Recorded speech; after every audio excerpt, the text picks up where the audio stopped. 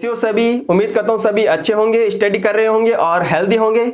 आज अपन लोग स्टार्ट करने वाले हैं एक अच्छा सा टॉपिक जो कि एनसीईआरटी में केवल और केवल एक पैराग्राफ के अंदर ही दे रखा है, जिसका नाम है लिम्फेटिक सिस्टम, लसिका तंत्र। आज अपन उसकी कंप्लीट डिस्कस करने वाले हैं, कंप्लीट स्टडी करने वाले हैं। क्या इसका वर्क होता है, क्या लिम्फ होता है, क्या लिम्फ कैपिलरीज होती है, क्या लिम्फ वेसल्स होती है, क्या लिम्फेटिक डक्ट होती है, लिम्फोइड ऑर्गन क्या होता है, इन सभी की बातें करने वाले हैं। और लास्ट में अपन देखेंगे लिम्फ और ब्लड में क्या डिफरेंस है। क्लियर है। साथ ही साथ ये भी जानेंगे कि लिम्फ, ब्लड, सीरम और प्लाज्मा ये चारों में क्या डिफरेंस है, किस तरह से अपन लोग इनके क्वेश्चन सॉल्व कर सकते हैं। ठीक है, तो स्टार्ट करते हैं। लिम्फेटिक सिस्टम,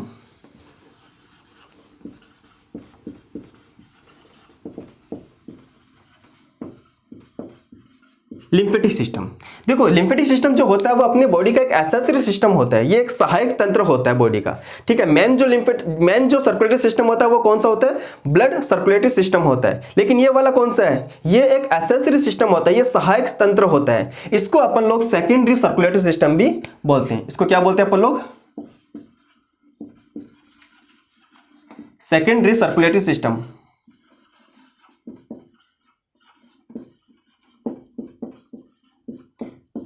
ठीक है, अब लिम्फेटिक सिस्टम में क्या क्या चीज आती है, अपन लोग लिम्फेटिक सिस्टम के कौन कौन से पार्ट पढ़ने वाले हैं। तो समझना, फर्स्ट ऑफ ऑल अपन बात करेंगे इसके अंदर लिम्फ के बारे में बात करेंगे कि लिम्फ कैसे बनता है, लिम्फ का वर्क क्या होता है। देन बात करेंगे अपन लोग lymph capillaries,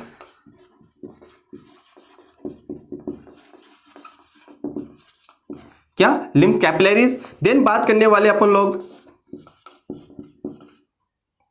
lymph vessels. Then बात करेंगे लिम्फेटिक डक्ट। देन बात करने वाले अपन लोग लिम्फ नोड। एंड लास्ट में बात करेंगे अपन लोग लिम्फोइड ऑर्गन। और उसके बाद अपन लोग लिम्फ एंड ब्लड के अंदर डिफरेंस की बात करने वाले हैं। तो लिम्फ क्या है, क्वेश्चन आता है कि ये लिम्फ है क्या, लिम्फ कैपिलरीज क्या होती है, लिम्फ का फॉर्मेशन कैसे होता है, लिम्फ का वर्क क्या होता है, लिम्फ के अंदर कौन कौन से कंपोनेंट होते हैं, कौन कौन से कंपोनेंट नहीं होते हैं। तो लिम्फ बनता कैसे, पहले वो सीखते हैं। ध्यान से देखना, बहुत ईजी है। सपोज करना, अपनी जो हार्ट होता है वो प्योर ब्लड को पंप करता है ऑर्टा के अंदर, वहां से जाता है आर्टरी के अंदर, और आर्टरी से ये छोटी छोटी आर्ट्रियोल में कन्वर्ट होता है, और आर्ट्रियोल से किस में कन्वर्ट होता है, ये कैपिलरीज के अंदर कन्वर्ट होता है।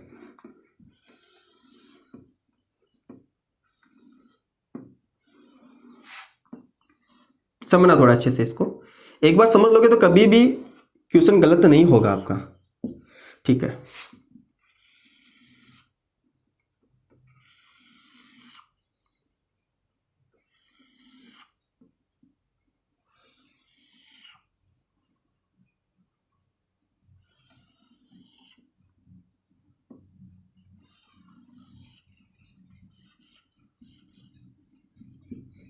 क्लियर है। अब ध्यान से देखना, हार्ट से आता है आर्टरी, आर्टरी से क्या आगे आर्ट्रियोल, और आर्ट्रियोल से क्या बन गई, ये ब्लड कैपिलरीज।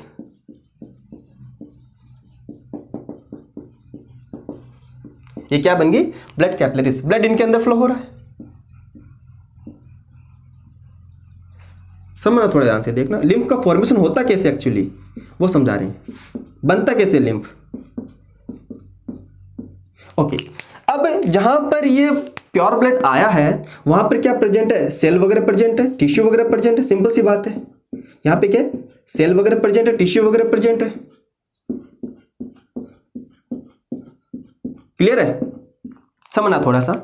अब इसके अंदर से जो ब्लड है वो क्या लेके आएगा, ऑक्सीजन वगैरह लेके आएगा।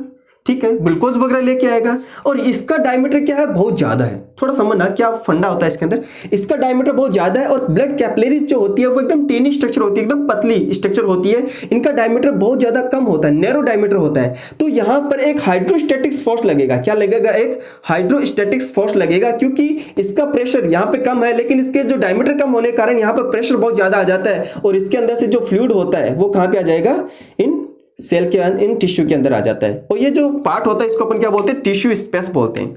इस भाग को अपन लोग क्या बोलते हैं, टिश्यू स्पेस बोलते हैं। ये क्या है, टिश्यू स्पेस होगा। तो अब जो फ्लूइड है वो छन के कहाँ पे आ गया, टिश्यू स्पेस के अंदर आ गया, ये वाले स्पेस के अंदर आ गया। एक चीज याद रखना, आपने कभी इतना दिमाग लगाया होगा कि आपने सोचा होगा कि जो कैपिलरीज होती है वो सेल के जस्ट एकदम पास होती होगी, कि कैपिलरी से जैसे O2 जाएगा सेल के अंदर जाएगा और उस सेल से CO2 वापस डायरेक्टली कहाँ पे आ जाएगा, कैपिलरीज के अंदर आ जाएगा। ये सब गलत है, ऐसा नहीं है। इन दोनों के बीच में थोड़ा गैप होता है, जहां पर जो फ्लूइड होता है उसको टिश्यू फ्लूइड बोलते हैं। तो सबसे पहले जो भी कंपोनेंट सेल तक पहुंचाना होता है वो उस टिश्यू फ्लूइड में सबसे पहले आता है, और उस टिश्यू फ्लूइड से कहां जाता है, उस सेल के अंदर जाता है। वैसे ही सेल के अंदर जो वेस्ट प्रोडक्ट बनता है वो कहां पे आता है, पहले उस टिश्यू फ्लूइड के अंदर आता है, और टिश्यू फ्लूइड से कहां जाता है, उस ब्लड कैपिलरीज के अंदर एंटर होता है। क्लियर हो गया? तो ये याद रखना। अब ये वाला पोर्शन क्या हो गया, ये जो फ्लूइड अपन को नजर आ रहा है उसको क्या बोलते हैं अपन लोग, टिश्यू फ्लूइड बोलते हैं। इसको अपन इंटरस्टिशियल फ्लूइड भी बोलते हैं। क्या, इंटरस्टिशियल फ्लूइड भी बोलते हैं, टिश्यू फ्लूइड अपन बोलते हैं। अब समझना, ये जरूरी नहीं है कि अब क्या क्या यहां पर ड्रेन होके आता है, क्या क्या छन के आता है, वो समझते हैं। देखना, अब इसके अंदर जो छनकिया है, एक तो आरबीसी नहीं छनेगी, याद रखना पहली बात तो ये। दूसरी चीज, प्लेटलेट्स भी नहीं छनेगा इसके अंदर, और कुछ मैक्रो मॉलिक्यूल, जो प्रोटीन्स के मैक्रो मॉलिक्यूल होते हैं, बड़े बड़े प्रोटीन मॉलिक्यूल होते हैं, वो भी यहां पर फिल्टर होके इस टिश्यू फ्लूइड के अंदर नहीं आएगा। मैं आपको एक चीज बताता हूं कि एक दिन के अंदर लगभग 20 लीटर ये टिश्यू फ्लूइड बनता है, लेकिन इनमें से मैक्सिमम वहां पे क्या हो जाएगा, इसके अंदर इंटर हो जाता है। ठीक है, तो एक दिन के अंदर कितना लीटर होता है, 20 लीटर, और मैक्सिमम पार्ट होता है वो वापस इन ब्लड कैपिलरीज के अंदर एंटर हो जाता है, और यहाँ पे क्या आ जाता है, वेन्यूल्स, वेन्यूल से वेन, और वेन से क्या आ जाएगा, वेना केवा के अंदर ये एंटर हो जाता है। अब मैक्सिमम पार्ट 20 लीटर आ रहा है, लेकिन ये वापस कितना जा रहा है, ओनली 17 लीटर, कितना, 17 लीटर। बचा हुआ जो 3 लीटर पार्ट है वो कहाँ जाएगा, वो टिश्यू फ्लूइड कहाँ जाता है, तो यहीं पर एक जाल सा बना होता है ब्लड कैपिलरीज का, और इधर मैं बना देता हूं।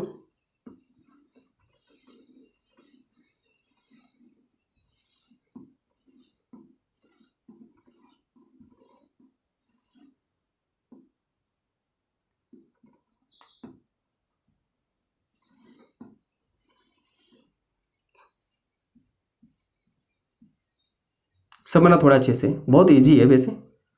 ठीक है,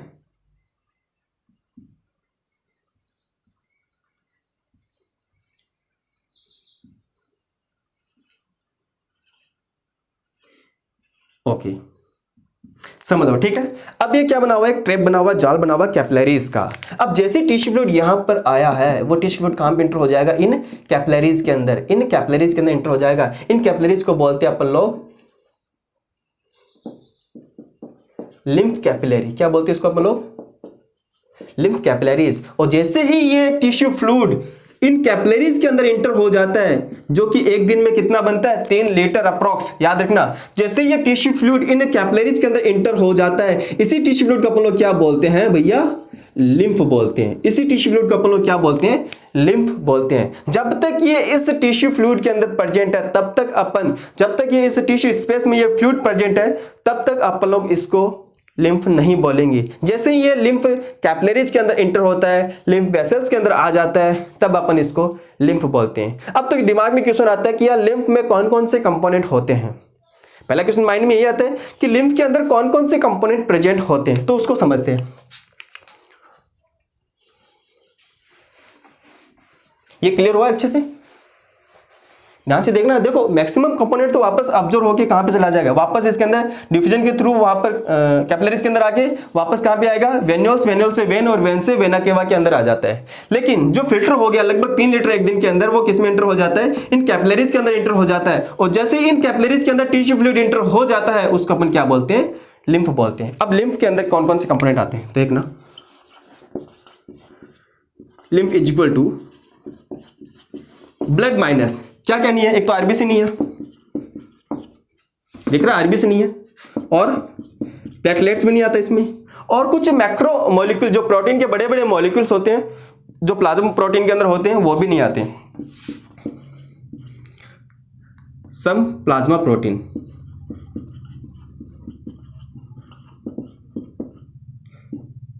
अब जो बचा हुआ पार्ट है वो क्या है, लिम्फ है। तो बचा हुआ कौन सा पार्ट है, देखो नॉर्मली अगर मैं आपको बताऊं तो क्या बच गया, एक तो प्लाज्मा प्लस WBC, क्या मैं ये बोल सकता हूं, इसको तो अपन लिम्फ बोल रहे हैं।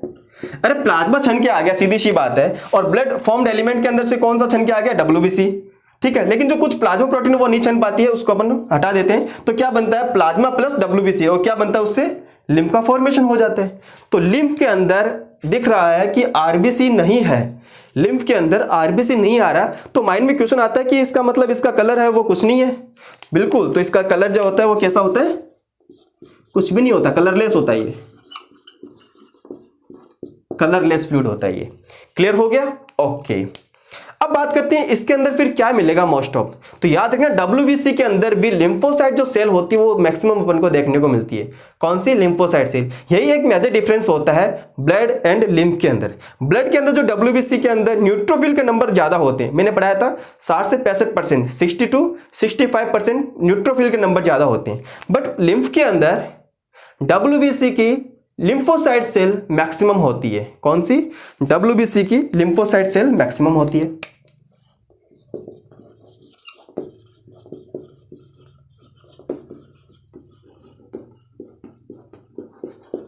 ठीक है, लिम्फोसाइट सेल मैक्सिमम होती है। इसका मतलब इसका वर्क क्या हो गया? लिम्फ का काम भी ये पता चल गया। फिर देखो लिम्फोसाइट का काम क्या होता है? अपनी इम्यूनिटी को डेवलप करना, इम्यूनिटी पावर को बढ़ाना। तो याद रखना ये भी लिम्फ भी क्या काम करेगा? इम्यूनिटी सिस्टम को डेवलप करता है,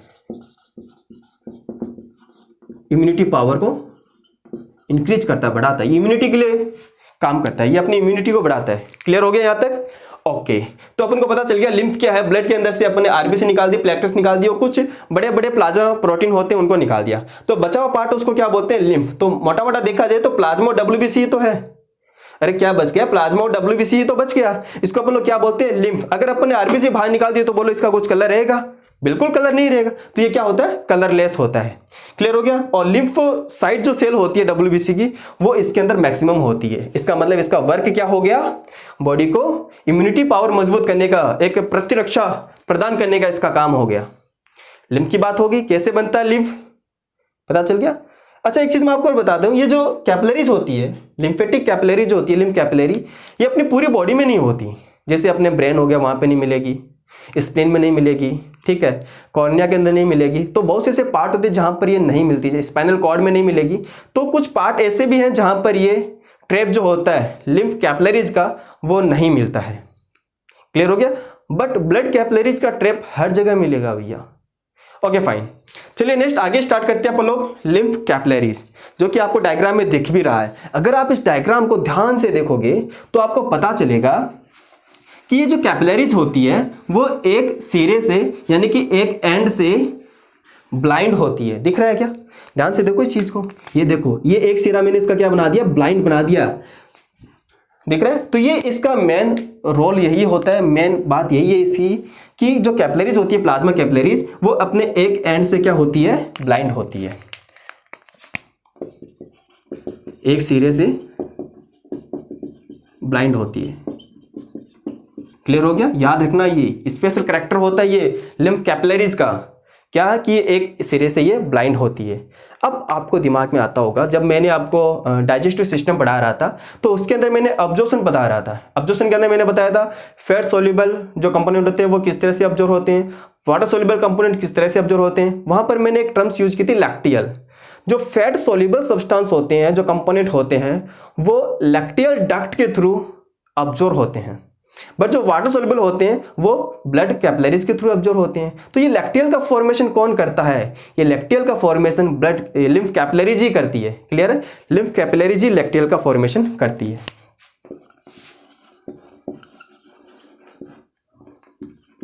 ये इंपॉर्टेंट है भैया, याद रखने चीज को।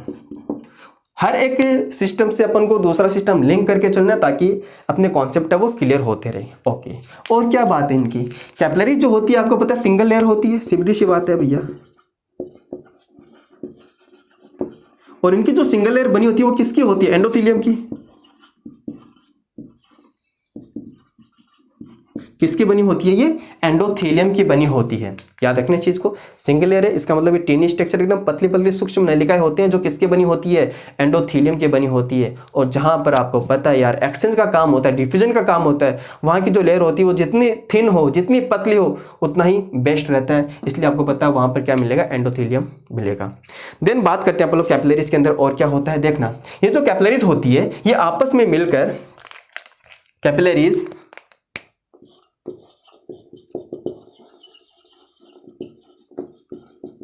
आपस में मिलकर किसका फॉर्मेशन करती है? लिम्फ वेसल्स का फॉर्मेशन करती है। किसका फॉर्मेशन करेगी ये? लिम्फ वेसल्स का फॉर्मेशन करती है।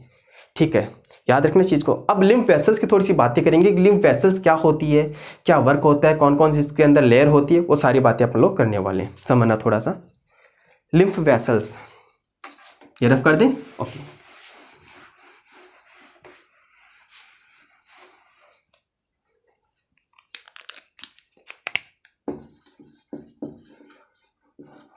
लिम्फ वेसल्स की थोड़ी सी बातें करते हैं, ध्यान से देखना। बहुत सारी कैपिलरीज कंबाइन होगी और एक वेसल्स का फॉर्मेशन करती है, उसको बोलते हैं अपन लोग लिम्फ वेसल्स। और ये जो लिम्फ वेसल्स होती है, मैं लिम्फ वेसल्स बना रहा हूं, सपोज करना, ये जो लिम्फ वेसल्स होती है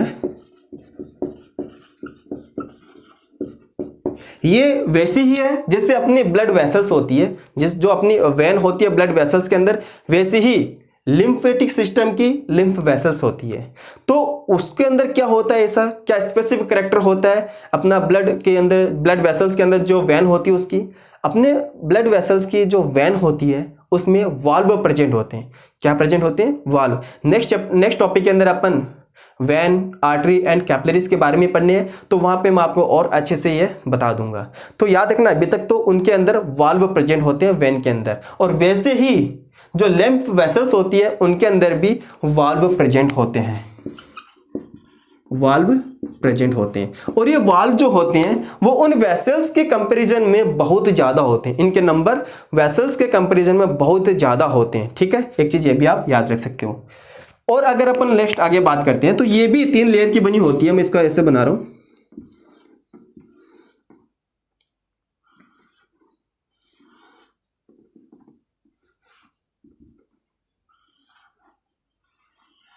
ठीक है, ओके। ये भी 3 लेयर की बनी होती है। सबसे बाहर वाली क्या होती है? Tunica externa, tunica media, tunica interna. अब ये किसकी बनी होती है वो समझते हैं। सबसे बाहर वाली जो लेयर होती है वो फाइब्रस कनेक्टिव टिश्यू की बनी होती है। याद रखना, किसकी? फाइब्रस कनेक्टिव टिश्यू की बनी होती है। और मिड वाली जो होती है, मिड वाली जो लेयर होती है वो मस्कुलर टिश्यू की बनी होती है। किसकी? Muscular tissue. और इनर वाली आपको पता है एंडोथेलियम। इनर वाली किसकी बनी होती है? एंडोथेलियम की बनी होती है। तो इनके अंदर जो 3 लेयर होती है वो कौन कौन से, किस किस की बनी होती है? तो सबसे बाहर वाली याद रखना फाइब्रस कनेक्टिव टिश्यू, मिड वाली मस्कुलर टिश्यू, एंड इनर वाली किसकी बनी होती है? एंडोथेलियम टिश्यू की बनी होती है। किसकी बात करें अपन लोग? लिम्फ वेसल्स की बात करें। कैसे फॉर्मेशन होता है ध्यान से देखना। ये क्या है? लिम्फ वेसल्स है।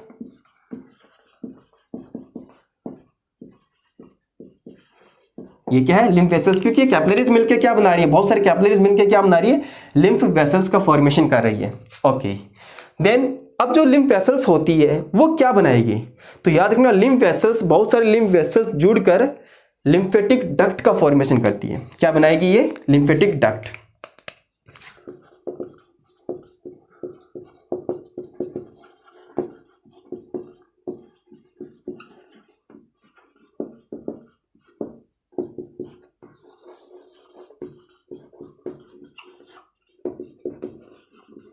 लिम्फेटिक डक्ट, ये वाला पोर्शन बहुत ज़्यादा इंपॉर्टेंट हो जाता है। लिम्फेटिक डक्ट, देखो अपनी बॉडी के अंदर 2 लिम्फेटिक डक्ट होती है, एक तो राइट लिम्फेटिक डक्ट और एक लेफ्ट लिम्फेटिक डक्ट।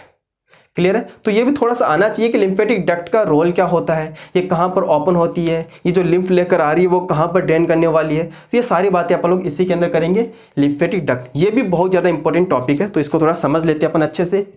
क्लियर हो गया? ओके,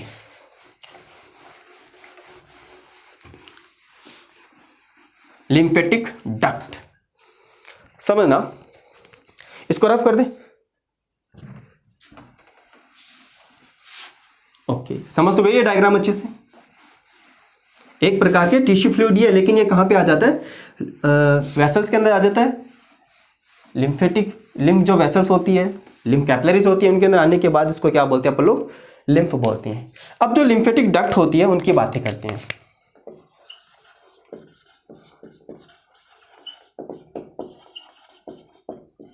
लिम्फेटिक डक्ट दो होती है लिम्फेटिक डक्ट, एक तो राइट लिम्फेटिक डक्ट और एक होता है left lymphatic duct.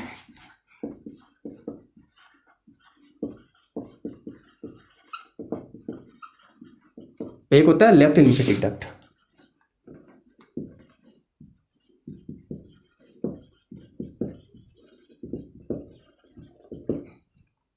Right lymphatic duct, left lymphatic duct. देखना, अपनी बॉडी के अंदर 4 क्वाड्रेंट होते हैं। एक ऐसे कट कर देते हो तो ये वाला अपर राइट क्वाड्रेंट, ये वाला अपर लेफ्ट क्वाड्रेंट, लेकिन नीचे वाले लोअर वाले हो गए।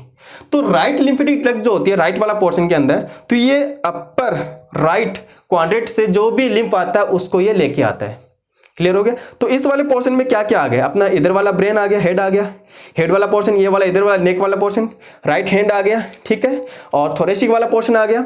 यहां से ये लिम्फ लेकर आता है, ठीक है। तो राइट पार्ट्स के अंदर, अपर राइट पार्ट के अंदर, यानी कि मैं ऐसा बोलूं कि अपर 1/4 वाले पार्ट हो गया फिर अपना बॉडी का, अपर 1/4 राइट पार्ट, यहां से क्या लेके आता है, लिम्फ, ठीक है। यहां की जितनी भी सारी की सारी जो लिम्फ वेसल्स होती है वो कंबाइंड होके राइट लिम्फेटिक डक्ट बनाती है। और ये जो राइट लिम्फेटिक डक्ट होती है वो लिम्फ को कहां पर ओपन करती है, तो याद रखना ये ओपन करती है राइट सबक्लेवियन वेन। किसके अंदर ओपन करेगी ये, राइट सबक्लेवियन वेन, जहां जो कहां पे होती है, जस्ट यहां पे होती है, राइट सबक्लेवियन वेन के अंदर ये ओपन करती है। क्लियर हो गया। राइट सबक्लेवियन वेन के अंदर ये जितना भी लिम्फ आता है वो इसके अंदर ओपन करती है। और राइट सबक्लेवियन वेन जो होती है वो इम्प्योर ब्लड को कैरी कर रहे हैं, डीऑक्सीनेटेड ब्लड को कैरी कर रहा है। वेन से याद रखो क्या, डीऑक्सीनेटेड ब्लड को कैरी कर रहा है। और वो कहां पे लेके जाएगा, फिर अपने हार्ट के अंदर लेके जाएगा, किसके थ्रू, सुपीरियर वेना केवा के थ्रू। किसके थ्रू, सुपीरियर वेना केवा के थ्रू कहां पे आ जाता है, ये हार्ट के अंदर इंटर हो जाता है। वही अगर मैं बात करता हूं लेफ्ट लिम्फेटिक डक्ट की, तो ये जो लेफ्ट वाला होता है ये एक तो लॉन्गेस्ट होता है। सबसे लंबी जो लिम्फेटिक डक्ट होती है वो कौन सी होती है, लेफ्ट लिम्फेटिक डक्ट होती है। इसको अपन लोग थोरेसिक डक्ट भी बोलते हैं। क्या, इसको अपन लोग थोरेसिक डक्ट भी बोलते हैं। समझना, बचा हुआ जो पार्ट होता है बॉडी का 3/4 जो पार्ट होता है, एक तो इधर वाला पार्ट हो गया और लोअर वाला जो पार्ट हो गया, यहां से जो लिम्फ होता है वो कौन लेके आता है, लेफ्ट लिम्फेटिक डक्ट, जिसको अपन थोरेसिक डक्ट बोलते हैं, ये लेकर आता है। अब ये कहां पर इंटर करेगा, ये वाला पोर्शन कहां पर ये इसको रिलीज करता है, तो ये करता है जंक्शन ऑफ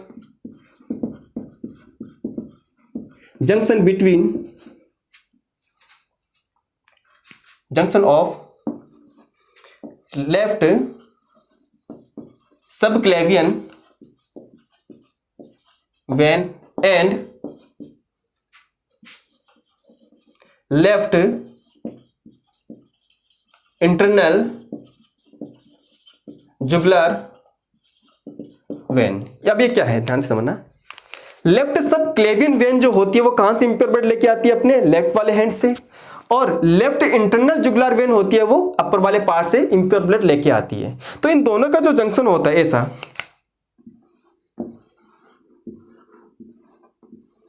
ऐसा ये जो जंक्शन होता है, ठीक है, यहां पर ये जो लेफ्ट लिम्फेटिक डक्ट होती है वो यहां पर ओपन होती है। ये वाला पोर्शन कौन सा होता है, ये जो अपने ब्रेन से लेके आती है इंप्योर ब्लड को, इसको बोलते हैं इंटरनल जुगुलर वेन। और ये वाला अपना लेफ्ट वाला जो हैंड होता है वहां से इंप्योर ब्लड लेके आ रहा है, इसको क्या बोल दिया, लेफ्ट लिम्फेटिक इसको बोल दिया लेफ्ट सबक्लेवियन वेन बोल दिया। तो ये तो लेफ्ट सबक्लेवियन वेन, ये इंटरनल जुगुलर वेन, और ये दोनों का क्या हो गया, जंक्शन। यहां पर क्या ओपन होता है, ये वाला लिम्फेटिक डक्ट ओपन होता है, जो कि थोरेसिक डक्ट अपन इसको बोलते हैं। ये डक्ट यहां पर ओपन होगा और ये इंप्योर ब्लड कहां पे जा रहा है, सुपीरियर वेना केवा का ही तो है भैया। और यहां पे फिर ये सुपीरियर वेना केवा से कहां पे जाता है, अपने हार्ट के अंदर जाता है। और हार्ट वापस जब इसको पंपिंग करता है तो ये लंग्स के अंदर प्योर होने के लिए आ जाता है। इतना क्लियर हुआ, दोनों पोर्शन लेफ्ट और राइट वाला। अच्छा, अब ये जो लेफ्ट लिम्फेटिक डक्ट होती है ये नीचे जाते हुए थोरेसिक से एब्डोमेन के अंदर जाता है। ये वाला अपना क्या है, मान लो ये डायफ्राम है, ये क्या है, डायफ्राम है।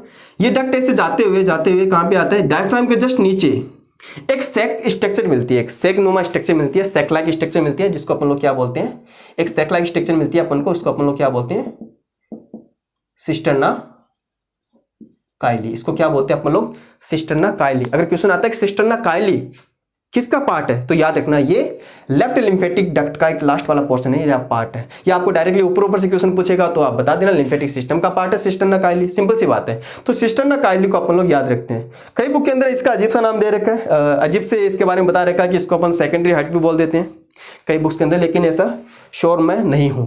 सिस्टर्ना काइली याद रखना, ये वाला जो सैक लाइक स्ट्रक्चर होती है कहां पर प्रेजेंट होती है, जस्ट डायफ्राम के नीचे ये प्रेजेंट होती है। क्लियर हो गया, तो दोनों चीज कंप्लीट होगी। राइट लिम्फेटिक डक्ट क्या होता है, लेफ्ट लिम्फेटिक डक्ट क्या होता है, सबसे लंबी लिम्फेटिक डक्ट कौन सी है, लेफ्ट वाली, इसको अपन थोरेसिक डक्ट भी बोलते हैं। ओके, कहां पर ओपन होती है ये, लेफ्ट सब क्लेवियन when and left internal jugular vein के जंक्शन के अंदर ये ओपन होती है। वहां से इम्प्योर ब्लड कहां पे आता है, अपने हार्ट के अंदर आता है और वहां से पंपिंग होके लंग्स के अंदर प्योर होने के लिए चला जाता है। सारी बातें क्लियर हो गई। ओके, अपने लिम्फ के बारे में जाना, ओके, लिम्फ कैपिलरीज के बारे में जाना, लिम्फ वेसल्स के बारे में जाना और लिम्फ डक्ट के बारे में जाना। तो ये जो लिम्फ कहाँ पे आता है, पहले लिम्फ कैपिलरीज में। लिम्फ कैपिलरीज संयोजित होकर मतलब कि कलेक्ट होकर किसका फॉर्मेशन करती है, लिम्फ वेसल्स का। बहुत सारे लिम्फ वेसल्स कलेक्ट होकर किसका फॉर्मेशन करती है, लिम्फेटिक डक्ट का। अब ये लिम्फेटिक डक्ट अपन ने कवर कर ली। अब ये लिम्फेटिक डक्ट के अंदर बीच बीच में कुछ नोड अपन को देखने को मिलता है। इनके बीच में क्या मिलता है, नोड। तो उसको अपन लोग क्या बोलते हैं, लिम्फ नोड। Lymph node. अब ये लिम्फ नोड क्या है, इसको थोड़ा समझ लेते हैं लिम्फ नोड के बारे में। ध्यान से देखना, ये बहुत सारे होते हैं लिम्फ नोड, पूरे सिस्टम के अंदर फैले रहते हैं लिम्फ नोड। अच्छा, ये जो लिम्फ नोड होते हैं इनका फंक्शन क्या होता है, फंक्शन जितने भी लिम्फ नोड होते हैं मोस्ट ऑफ ये फिल्टर करने का काम करते हैं, किसको, लिम्फ को। तो याद रखना पहला काम क्या होता है इसका, लिम्फ को फिल्टर करने का, लिम्फ को फिल्टर करने का ये काम करता है। और क्या काम करता है, ध्यान से देखना, जितने भी जम्स वगैरह होते हैं, जम्स हो गया या फिर जो डेड सेल होती है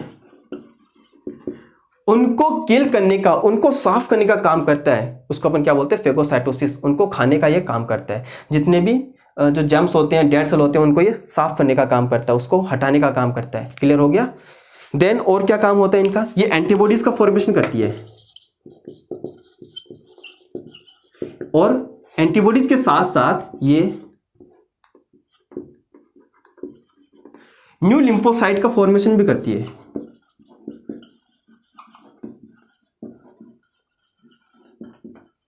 न्यू लिम्फोसाइट का फॉर्मेशन भी करते हैं, कहां पर, लिम्फ नोड के अंदर। ठीक है, लिम्फ नोड के अंदर। क्लियर हो गया। लिम्फ नोड कहां पर है, मेनली लिम्फ नोड कौन कौन से, तो आपने सुना होगा टॉन्सिल।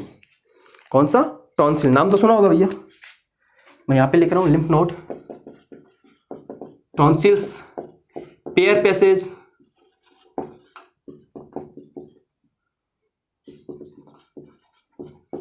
वर्मिफॉर्म अपेंडिक्स, ये भी क्या है, लिम्फ नोड है। वर्मिफॉर्म अपेंडिक्स में भी क्या मिलते हैं, लिम्फ नोड। क्लियर हो गया। तो टॉन्सिल और पेयर पैसेज, आपको ये दोनों वर्ड्स याद रखना है जो कि क्या होता है, लिम्फ नोड होते हैं।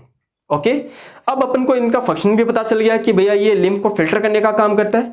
यहां पे ये प्रेजेंट है ना, क्या काम करता है, ये लिम्फ को फिल्टर करने का काम करता है और जो भी जम्स वगैरह होते हैं, बैक्टीरिया वगैरह होते हैं, उनको ये साफ करने का काम करता है। देन ये कहां पे क्या कौन कौन से होते हैं, जैसे टॉन्सिल हो गया, पेयर पैचेस हो गया। आपने देखा होगा इधर वाले पोर्शन के अंदर जब इन्फेक्शन हो जाता है तो यहां पर पेन होता है, इधर वाले पोर्शन में जब इन्फेक्शन हो जाता है तो यहां पर पेन होता है, क्योंकि जो लिम्फ नोड के नंबर होते हैं वो मैक्सिमम कहां पे होते हैं, अपने नेक वाले पोर्शन के अंदर हो गया, अपने आर्म पिट के अंदर हो गया, अपने ग्रॉइन वाले पार्ट के अंदर हो गया, वहां पर इनके नंबर बहुत ज्यादा होते हैं। ओके, देन हम लोग बात करने वाले इसके बाद लिम्फोइड ऑर्गन। क्या बात करेंगे अब, लिम्फोइड ऑर्गन। और आपने सुना होगा लिम्फोइड ऑर्गन, जैसे मैंने लास्ट लेक्चर में भी आपको बताया था कि लास्ट लेक्चर में नहीं, शायद उससे पहले लेक्चर में मैंने आपको बताया था, जब मैं WBC पढ़ा रहा था WBC जब मैं पढ़ा रहा था तब मैंने बताया था लिम्फोसाइट के बारे में, यहाँ पे मैंने लिखा था लिम्फोसाइट के बारे में, और मैंने ये भी बोला था कि टी लिम्फोसाइट का जो मैच्योरेशन होता है वो कहाँ होता है, लिम्फोइड ऑर्गन के अंदर होता है। याद है कुछ ऐसा? मैंने ये भी लिखा था स्प्लीन एंड थाइमस, दोनों वर्ड्स के बारे में मैंने आपको बताया था उस टाइम। तो आज अपन उसी की ही बात करने वाले। समझना, lymphoid organ,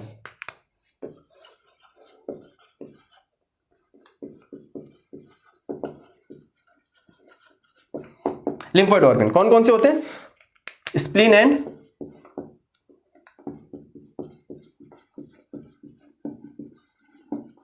thymus, spleen and thymus. Thymus के बारे में अपन लोग पढ़ेंगे एंडोक्राइन ग्लैंड के अंदर, कंप्लीटली स्टडी करने वाले हैं वहां पर थाइमस ग्लैंड की। अब ये जो स्प्लीन होता है इसकी बात केवल अपन यहीं पर करेंगे, तो इसका थोड़े बारे में, इस स्प्लीन के बारे में थोड़ा सा अपन एक्स्ट्रा जान लेते हैं, ध्यान से देखना। स्प्लीन जो होता है इसका ओरिजिन कैसा होता है? मेसोडर्मल होता है, कलर इसका रेड होता है। कैसा कलर होता है इसका? रेड कलर होता है। अब कहां पर सिचुएटेड होता है ये? अपना जो स्टमक होता है, अपना जो स्टमक होता है जस्ट उसके बिहाइंड, उसके पीछे वाले डॉर्सल साइड के अंदर ये प्रेजेंट होता है। एक सैक लाइक स्ट्रक्चर होता है छोटी सी, जस्ट इसके पीछे ये प्रेजेंट होता है। याद रखना, स्टोमक के पीछे की साइड, डॉर्सल साइड के अंदर ये स्प्लीन प्रेजेंट होता है। और क्या है इसके बारे में? स्प्लीन को अपन लोग ब्लड बैंक बोलते हैं। क्या बोलते हैं इसको अपन लोग? ब्लड बैंक बोलते हैं। स्प्लीन को क्या बोलते हैं अपन लोग? ब्लड बैंक बोलते हैं। और क्या अच्छी अच्छी बातें इसके बारे में जानेंगे, ध्यान से देखना।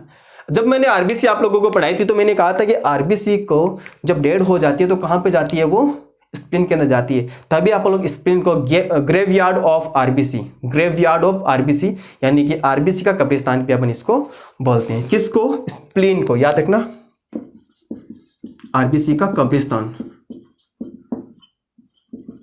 Graveyard of RBC. ओके, और क्या बात है इसके बारे में? ध्यान से देखना।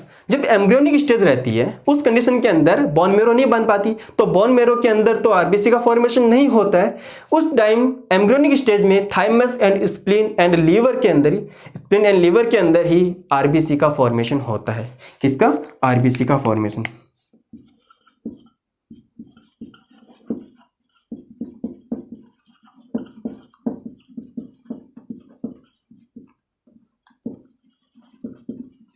तो एम्ब्रियोनिक स्टेज में आरबीसी का फॉर्मेशन कौन करता है? स्प्लीन करता है। अच्छा, एक चीज और मैं आपको बता देता हूं। मलेरिया की जब बीमारी हो जाती है, मलेरिया किसी को हो जाता है, मलेरिया डिजीज के अंदर स्प्लीन का साइज बढ़ जाता है। मलेरिया के अंदर स्प्लीन का साइज बढ़ जाता है, स्वेलिंग आ जाती है इसके अंदर। रीजन क्या उसका? क्योंकि मलेरिया के अंदर एक्चुअली होता क्या है? आरबीसी डेड होती है, बहुत ज़्यादा आरबीसी मरती है। जब आरबीसी मरेगी तो कहाँ पे जगह कलेक्ट होगी? वो स्प्लीन के अंदर। तो जैसे आरबीसी का नंबर स्प्लीन के अंदर, जो डेड आरबीसी उसके नंबर इंक्रीज हो रहे हैं, तो इसकी साइज क्या हो रही है? बढ़ रही है। क्या हो रही है? इसकी साइज बड़ी हो रही है। तो मलेरिया के केस में याद रखना कौन से ऑर्गन पे ज़्यादा इफेक्ट पड़ता है? तो मलेरिया के अंदर याद रखना स्प्लीन के अंदर। स्प्लीन की जो साइज होती है वो बढ़ जाती है और आरबीसी जो होती है वो नष्ट होती है, डेड हो जाती है। क्लियर हो गया इतना कुछ? ओके, तो स्प्लीन के बारे में अपन को ये सब आना चाहिए। Okay fine. अब बात करते हैं अपन लोग लिम्फ और ब्लड में क्या डिफरेंस है। लिम्फ और ब्लड में क्या क्या डिफरेंस है उसकी थोड़ी सी बातें करते हैं। आई होप कि आपको ये पूरा टॉपिक समझ में आ रहा होगा अच्छे से। फिर से मैं लास्ट में इसको रिवाइज करवा दूंगा जितना भी अपन लोगों ने पढ़ा है उसको कंप्लीटली। ओके, उससे पहले अपन बात करते हैं लिम्फ एंड ब्लड। तो ये तो हो गया ब्लड और इधर हो गया लिम्फ। ज़्यादा कुछ अंतर नहीं है, लेकिन जितने भी डिफरेंस है वो सारे अपन को आना चाहिए और सारे डिफरेंस आपको पता भी है। ध्यान से देखना, ब्लड जो होता है उसका कलर कैसा होता है? रेड होता है। और लिम्फ का कलर कैसा होता है? कलरलेस होता है। क्योंकि इसके अंदर आरबीसी नहीं आती ना, केवल डब्ल्यूबीसी आती है। डब्ल्यूबीसी तो खुद कलरलेस होती है, सिंपली सी बात है भाई। ब्लड की अगर अपन लोग बात करते हैं तो ये सर्कुलेटरी सिस्टम का फॉर्मेशन करता है। किसका? सर्कुलेटरी। और जो लिम्फ होता है वो लिम्फेटिक सिस्टम का निर्माण करता है। वैसे कोई अच्छा डिफरेंस तो है नहीं।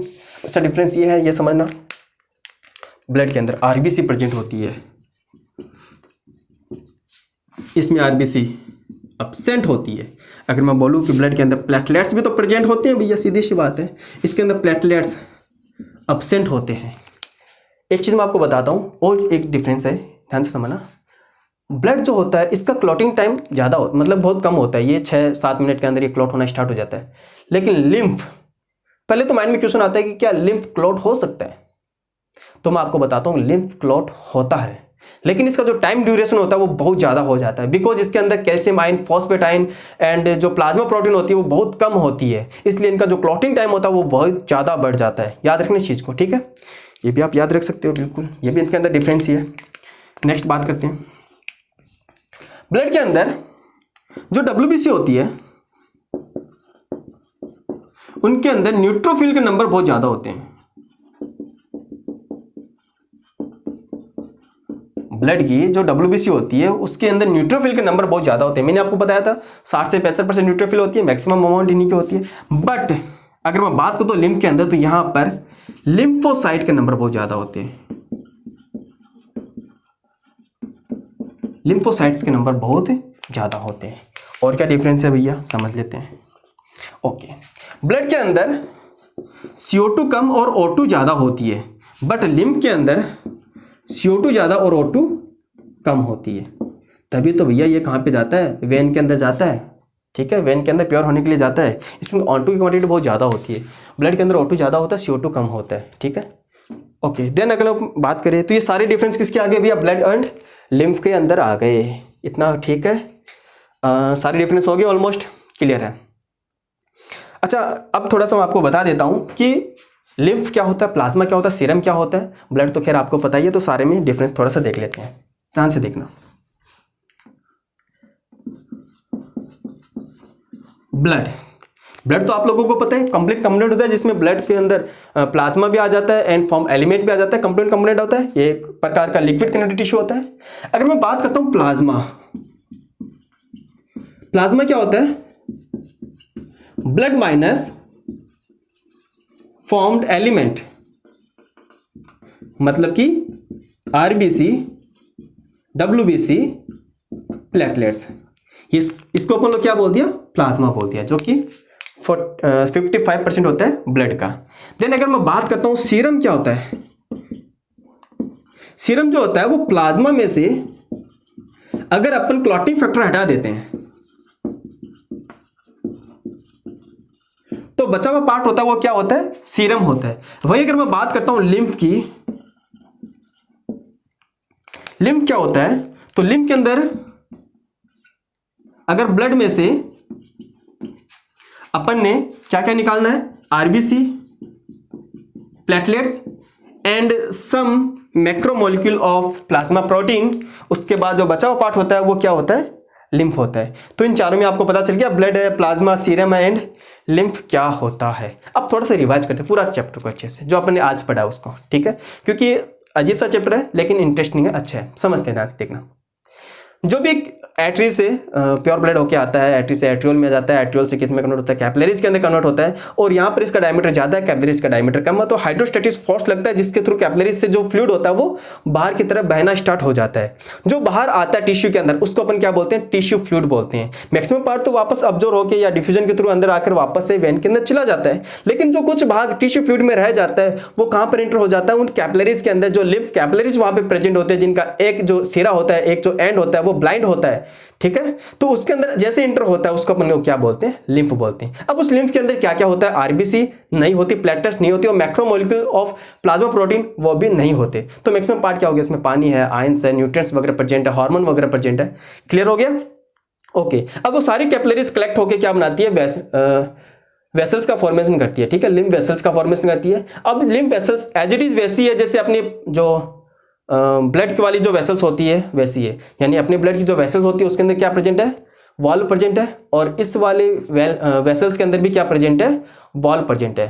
बट याद रखना ये जो लिम्फ वेसल्स होती हैं उसके अंदर वॉल्व के नंबर बहुत ज़्यादा होते हैं, ठीक है, वॉल्व के नंबर अपनी वाली जो ब्लड वेसल्स है उससे बहुत ज़्यादा होते हैं। अब सारी जो वेसल्स होती है लिम्फ वेसल्स वो कलेक्ट होकर क्या बनाती है, लिम्फेटिक डक्ट का फॉर्मेशन करती है। और लिम्फेटिक डक्ट कितनी होती है, दो, एक तो राइट लिम्फेटिक डक्ट और एक लेफ्ट लिम्फेटिक डक्ट। राइट वाला जो पोर्शन होता है वो 1/4 वाले पार्ट से ही जो लिम्फ होता है उसको कलेक्ट करता है और किस में डालता है, ये अपनी जो सुपीरियर वेना के वो होता है उसके अंदर ये डाल देता है। अगर लेफ्ट वाले की बात करता हूँ तो लेफ्ट वाला अपने बॉडी के 3/4 हिस्से से लिम्फ लेकर आता है और ये कहाँ पे जाता है, लेफ्ट सब क्लेवियन वेन एंड इसके बीच के अंदर, वैसे तो डायरेक्ट बुक के अंदर यही दे रखा है, सिंगल वर्ड दे रखा है, लेफ्ट सब क्लेवियन वेन ही दे रखा है। लेकिन जब हायर बुक के अंदर पढ़ोगे तो याद रखना जंक्शन के बीच में होता है, जो कि जुगुलर और जो सब क्लेवियन वेन होते हैं उनके जो जंक्शन होते हैं वहां पर ये इंटर होता है और वहां से कहा जाता है सुपीरियर वेना केवा के अंदर ये चला जाता है। क्लियर है। सिस्टर्ना काइली का आपको याद रखना है, जो कि एक सेक लाइक स्ट्रक्चर होती है, जो कहाँ प्रेजेंट होती है, जस्ट डायफ्राम के नीचे प्रेजेंट होती है। देन अपन लोगों ने देखा लिम्फोइड ऑर्गन कौन कौन सा, थाइमस एंड स्प्लीन। थाइमस की बातें अपन करेंगे एंडोक्राइन ग्लैंड के अंदर, और स्प्लीन याद रखना ये मेसोडर्मल होता है, इसका ओरिजिन, इसको ब्लड बैंक बोलते हैं। एम्ब्रियोनिक स्टेज के अंदर यहीं से आरबीसी का फॉर्मेशन भी होता है और ये अपने जो स्टमक होता है उसके पीछे डोर्सल साइड के अंदर ये प्रेजेंट होता है। क्लियर हो गया। देन अपन ने डिफरेंस देखा कि लिम्फ एंड ब्लड में क्या क्या डिफरेंस होता है, जो कि आपके सामने है। देन अपन ने थोड़ा समराइज किया था, प्लाज्मा क्या होता है, लिम्फ क्या होती है, ठीक है, ब्लड क्या होता है एंड सीरम क्या होता है, इसके बारे में जाना। तो अब तक के लिए इतना ही। Thank you so much. और मैं आपको एक चीज़ और बताना चाहता हूँ कि आप में से बहुत से स्टूडेंट ऐसे हैं जो इतना शानदार सपोर्ट करें, उनको मैं थैंक यू बोलना चाहता हूँ। Thank you so much. Have a good day.